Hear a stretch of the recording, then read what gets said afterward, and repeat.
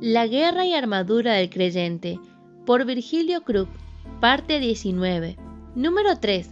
La armadura, para defensa, para ofensa, cómo calzarla y hacia qué dirección dirigirla. Continuamos con nuestro estudio de la armadura de Dios en el capítulo 6 de Efesios, versículo 17. Número 5. El yelmo de la salvación. Esta pieza nos habla de la protección de la cabeza. En tiempos antiguos, los soldados usaron un yelmo que cubría la cabeza totalmente. Ese casco cubría las sienes, las orejas y hasta la nariz. Lo único que se veía eran los ojos, pero toda la cabeza estaba protegida. La cabeza es una zona muy importante y vital del cuerpo. La cabeza es el centro de control de todo el cuerpo, y si el enemigo puede alcanzar a acertar la cabeza, puede también vencer a la persona. Así es en lo espiritual. Si el enemigo puede herirnos en la cabeza, nos va a derrotar. El enemigo procura acertar la cabeza, poniendo pensamientos perversos en la mente. El enemigo procura acertar el corazón para hacernos desmayar. Tanto la cabeza como el corazón son los puntos estratégicos donde el enemigo procura acertar. Por eso es necesario vestirnos de la coraza de justicia y del yelmo de la salvación. La salvación tiene un significado muy extenso. Significa librar, preservar, curar, escapar, hacer perfectamente sano, guardar, defender, salud, seguridad, e incluye todo lo que Dios ha hecho en y por Cristo. Este es el yelmo de la salvación. No solamente escapar del infierno, sino que la salvación tiene un alcance mucho más amplio. Cada vez vamos descubriendo más y más lo que significa la salvación que Dios nos ha dado. Es algo muy grande. Lo saciaré de larga vida y le mostraré mi salvación. Salmo 91, versículo 16. Partiendo de la base de que ya somos salvos, aquí vemos que Dios nos está mostrando la grandeza de su salvación. Estamos aprendiendo de esta salvación tan grande, y si alcanzamos 100 años de vida, el Señor, en su bondad, va a seguir mostrándonos más de esa salvación. La salvación incluye todo lo que Dios ha hecho en y por Cristo, su Hijo amado. Somos salvos de la culpa del pecado.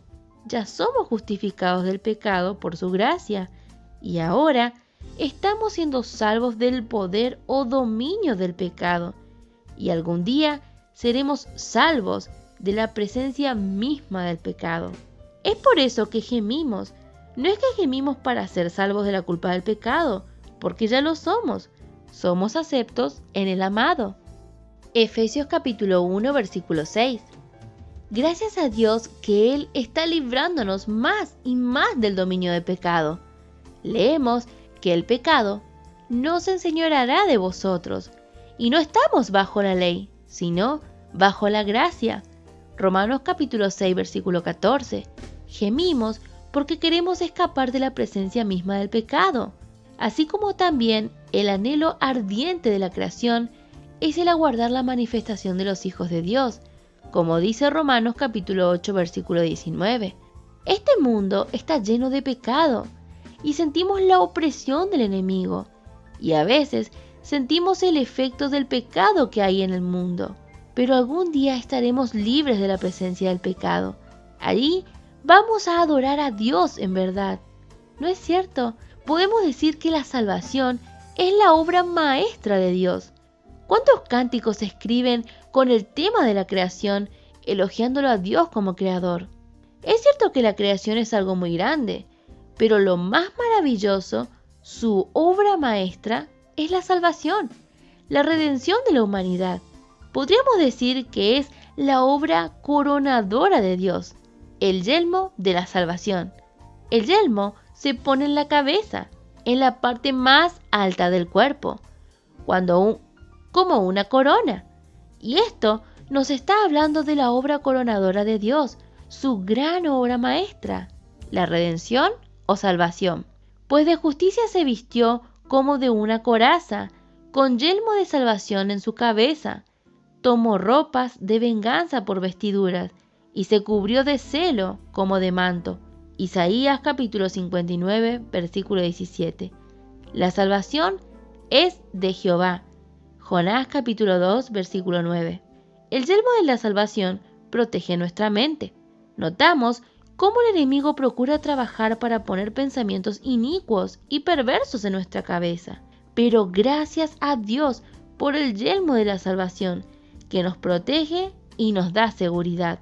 Nos protege de los dardos del enemigo, que quiere penetrar y trastornar nuestra mente. El mundo está lleno de esa clase de gente, con la mente trastornada, que piensa muchas cosas extrañas. Pero gracias a Dios que nosotros tenemos la protección del yelmo de la salvación. Y Ana oró y dijo: mi corazón se regocija en Jehová, mi poder se exalta en Jehová, mi boca se ensanchó sobre mis enemigos, por cuanto me alegré en tu salvación. Primera de Samuel capítulo 2 versículo 1. Ana dijo: me alegré en tu salvación. La salvación de Jehová fue su alegría, su gozo. En el capítulo anterior vemos a Ana con un peso muy grande y entró en la presencia del Señor y oró. No pudo hacer otra cosa que gemir en su espíritu, porque ella estaba cargada y triste. Pero después de estar en la presencia del Señor, salió alegre y fortalecida, y después hizo un canto y exclamó la victoria y su alegría en la salvación de Jehová. Vuélveme el gozo de tu salvación, y espíritu noble me sustente. Salmo 51, versículo 12. David también tuvo esta experiencia semejante, y él reconoció el gozo de la salvación que necesitaba, y pidió de su Dios. El apóstol Pablo también escribió sobre el tema, porque ¿quién conoció la mente del Señor? ¿Quién le instruirá? Mas nosotros tenemos la mente de Cristo. Primera de Corintios capítulo 2, versículo 16. Imagínese, tenemos la mente de Cristo. Nuestra parte es rendirnos a esta mente, porque ella está protegida con el yelmo de la salvación. Pues ahí está nuestra seguridad. El enemigo no puede trastornar nuestra mente si realmente ejercitamos la mente de Cristo en nosotros, si permitimos a esa mente funcionar en nosotros. Por lo demás, hermanos, todo lo que es verdadero, todo lo honesto, todo lo justo, todo lo puro, todo lo amable, todo lo que es de buen nombre, si hay virtud alguna, si algo digno de alabanza, en esto pensad. Filipenses capítulo 4, versículo 8. Otra parte que nos ayuda es: en esto pensad, porque estas son cosas que pertenecen a la salvación. Y pensando así, el enemigo no va a ganar ninguna victoria sobre nosotros. Así, Dios nos da una protección completa contra el enemigo para que podamos defendernos contra él y ganar grandes victorias para nosotros mismos individualmente y para el cuerpo de Cristo colectivamente. No queremos ganar la victoria para nosotros mismos solamente, sino es nuestro deseo que todos los santos sean vencedores totales. Aunque en alguna medida el cuerpo gana frente a una victoria individual, no obstante el creyente que no toma la victoria en su vida no alcanzará lo mejor. Pero nosotros, que somos del día, seamos sobrios, habiéndonos vestido con la coraza de fe y amor, y con la esperanza de la salvación como yelmo. Primera de Tesalonicenses capítulo 5, versículo 8. Este verso nos habla de la esperanza de la salvación. Nosotros ya fuimos salvos por fe. Esta es nuestra provisión y posición presente. También lo que nos apropiamos de ella es de fe, pero hay una parte también de la salvación que es esperanza. Y esto, conociendo el tiempo, que ya es hora de levantarnos del sueño, porque ahora está más cerca de nosotros nuestra salvación que cuando creímos. Romanos capítulo 13, versículo 11. Porque sabemos que toda la creación gime a una, y a una está con dolores de parto hasta ahora. Y no solo ella, sino que también nosotros mismos, que tenemos las primicias del Espíritu, nosotros también gemimos dentro de nosotros mismos, esperando la adopción, la redención de nuestro cuerpo, porque en esperanza fuimos salvos, pero la esperanza que se ve no es esperanza, porque lo que alguno ve, ¿a qué esperarlo? Pero si esperamos lo que no vemos, con paciencia lo aguardaremos. Romanos capítulo 8, versículo 22 al 25. Estos versos hablan de la redención de nuestro cuerpo.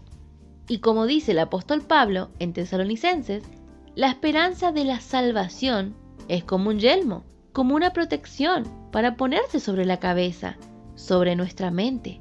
Vivimos en tiempo en que los hombres están volviéndose locos, podríamos decir, por las cosas que están pasando. Pero menos mal que nosotros tenemos la esperanza de la segunda venida de Cristo. Y con ella, por supuesto, la transformación de nuestro cuerpo.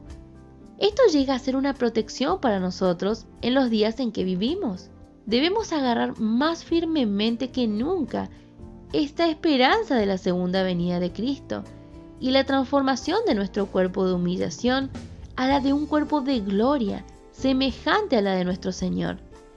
Esta es una esperanza porque aún no lo tenemos.